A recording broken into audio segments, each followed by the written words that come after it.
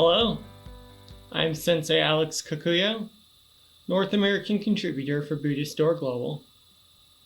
Thanks for joining me for this episode of The Ordinary Buddhist. The title of today's Dharma talk is Rules of the Road. Before we get into that, please subscribe and hit the notification bell. That way you'll be notified when I post talks in the future. If you wouldn't mind hitting the like button, that'd be great too. When it came time for me to learn how to drive a car, I did what many people do. I took a driver's ed course. I learned the rules of the road. I took the driving test and I got my license. In the course of all of this, I learned what signs to look for to figure out what speed I should be driving at, what to do at a red light, what to do at a green, who gets to go first if you have a four-way stop at an intersection, and when it's appropriate to make a right turn at a red light. I learned these rules and I do my best to follow them to this day, several years later. And I'm not perfect, sometimes I make mistakes, but I do my best to abide by the rules of the road. The question is, why? Now, the people who taught me how to drive weren't great holy men and women. There's no divine punishment that'll happen if I drive my car 5 miles over the speed limit. However, there's a very good reason to follow these rules.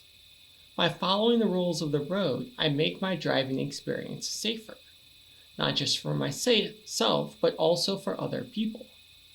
Because we're all following the same rules, we're able to anticipate each other's behavior, and we can react appropriately. We can coordinate our efforts without a lot of crosstalk.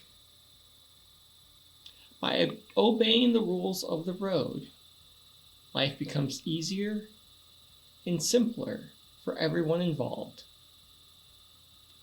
Buddhist training works much the same way.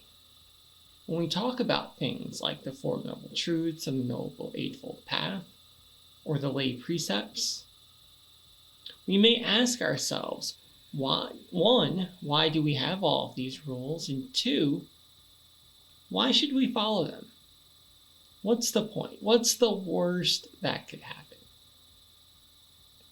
And the answer to that question is simple. The rules of Buddhist training didn't just pop out of thin air.